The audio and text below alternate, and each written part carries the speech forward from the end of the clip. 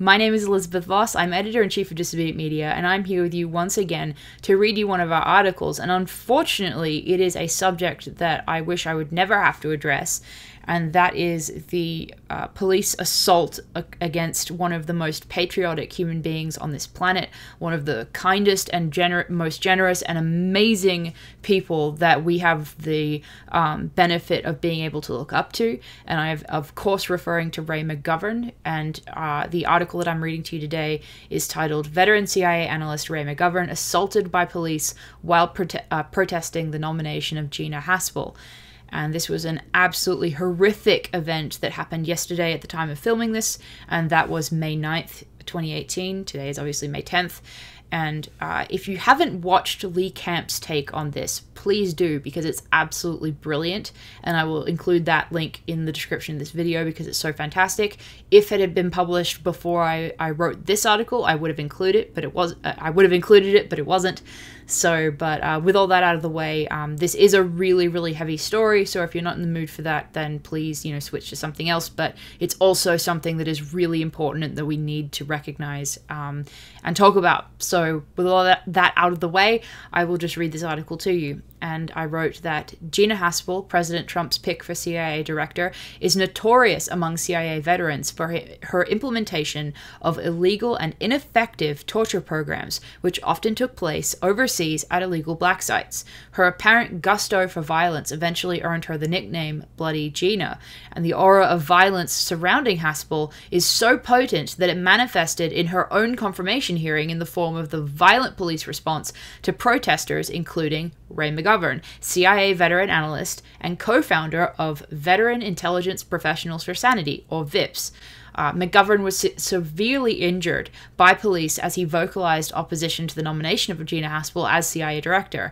Multiple cell phone videos captured the fact that, despite being brutally assaulted by police officers, McGovern was able to clearly state that Haspel was a key figure in the implementation of illegal torture programs at overseas black sites, which included one in Thailand. And so I want to emphasize again that he was able to get that out of his mouth and state that while his shoulder was being dislocated and he was being quickly and forcefully dragged out of this nomination hearing.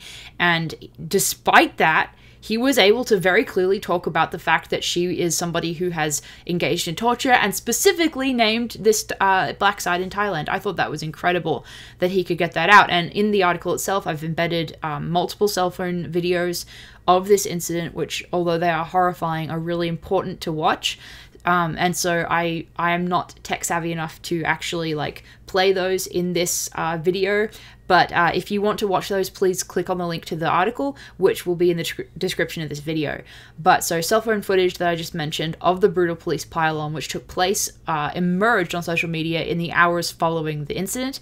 And the chilling footage shows multiple police officers ripping McGovern out of the confirmation hearing with such force that they dislocated the CIA veteran's arm from his shoulder. I believe it was his left arm.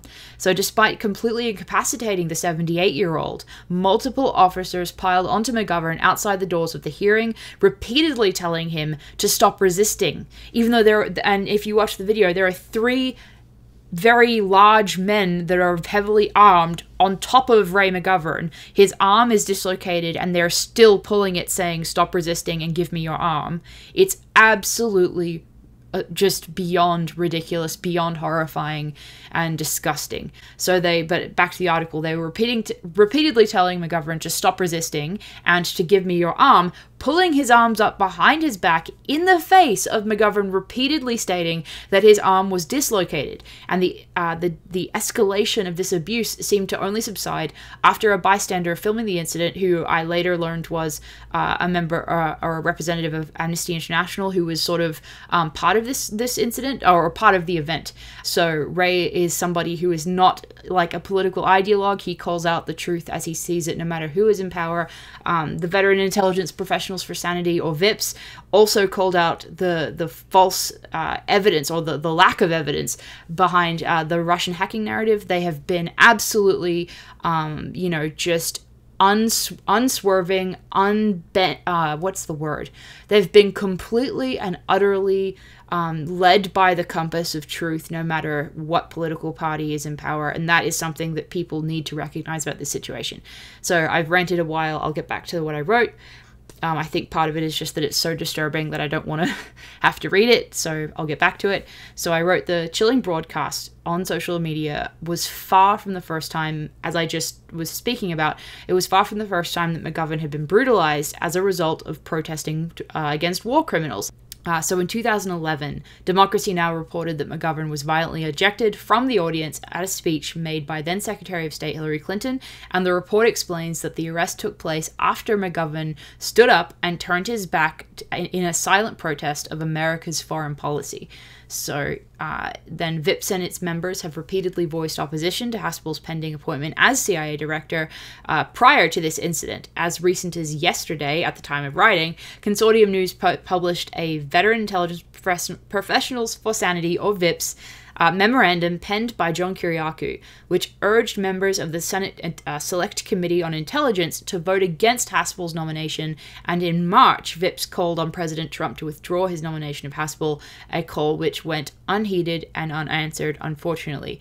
In a separate article published with Truthdig, VIPS member and CIA whistleblower on torture John Kiriakou wrote that quote, "The CIA will not permit me to talk about Haspel's time overseas. Suffice it to say that others have, and her career has been well documented and in the media. Most importantly, it was Haspel whom Rodriguez ordered to destroy videotaped evidence of the torture of Abu Zubaydah, who many of us believed incorrectly to be the third-ranking person in Al-Qaeda, and that was after the White House counsel told her to preserve everything. She never apologized or even attempted to explain herself, and Rodriguez called her a patriot.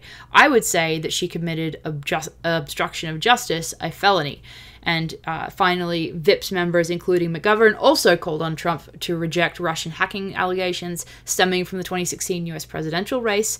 And in 2003, which was the very, very beginning, the dawn of the group's existence, the group staunchly opposed the intelligence used to justify the claim that Saddam Hussein's regime possessed weapons of mass destruction, which was used to raise public support for the implementation of the Iraq War.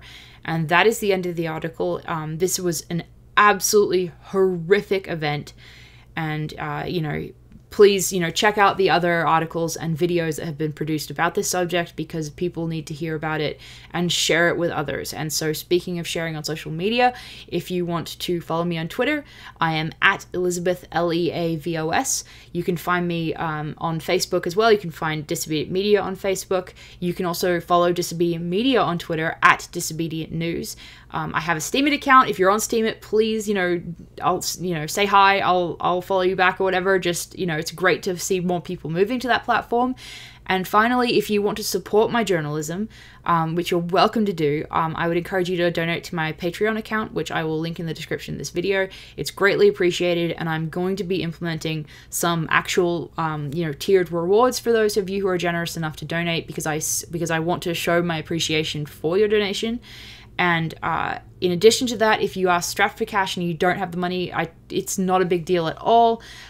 Please, please, please just share your favorite independent media and journalists and voices on social media, because that is always just as important as donations and money. Fighting the censorship that all independent media experiences through sharing on social media is a really empowering, very concretely important action. So with all that said, thank you so much for listening, and I will see you next time.